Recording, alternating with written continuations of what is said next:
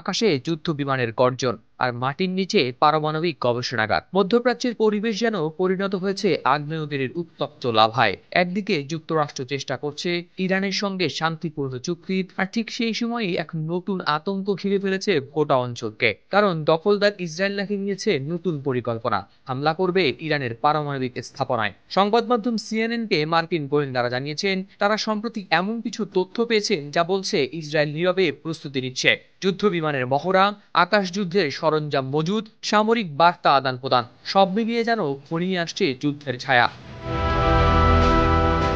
কিন্তু এখানেই শেষ নয়। এই হামলার সম্ভাবনা তৈরি করছে এক জটিল দ্বন্দ্ব। প্রেসিডেন্ট ট্রাম্পের প্রশাসন যেখানে তেহরানের সঙ্গে একটি শান্তিপূর্ণ পারমাণবিক চুক্তির জন্য সময় নিচ্ছেন, সেখানে ইসরায়েলি এক সূত্র সিএনএনকে জানিয়েছে যদি যুক্তরাষ্ট্র ইরানের সঙ্গে একটি বাজে চুক্তি করে যা ইসরায়েল মানতে পারবে না, তাহলে ইসরায়েল একতরফা সামরিক পদক্ষেপ নিতেও প্রস্তুত থাকবে।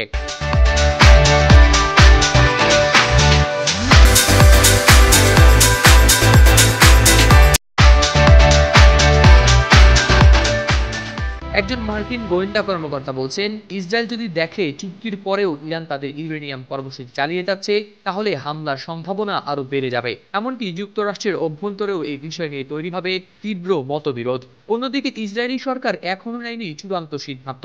হয়তো তেহরানের সঙ্গে যুক্তরাষ্ট্রের আলোচনার গতিপথ দেখেই তারা নেবেন শেষ সিদ্ধান্ত।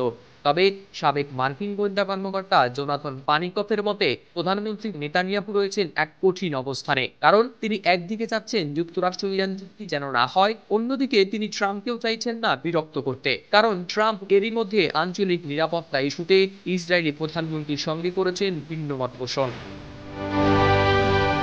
পানিকভ আরো বলেন নেতানিয়াহু সম্ভবত মার্কিন যুক্তরাষ্ট্রের সম্পর্ককে পুরোপুরি ভেঙে ফেলার ঝুঁকি নেবেন না, এবং সম্ভবত মার্কিন অনুমতি ছাড়া বড় কোনো পদক্ষেপও নেবেন না। কারণ ইরানের পারমাণবিক অবকাঠামো ধ্বংস করা ইসরায়েলের একার পক্ষে সম্ভব নয়। তবে মার্কিন গোয়েন্দা তথ্যের সঙ্গে পরিচিত অপর একটি সূত্র বলছে ট্রাম্প যদি বাজে চুক্তিতে সম্মত হয়, তবে তা ভেস্তে দিতেই হামলা চালাতে পারে ইসরায়েল। সেরকমই সংকেত পেয়েছেন তারা।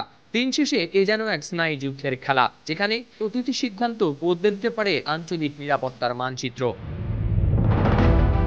হাওলাদার শামীম, RTV।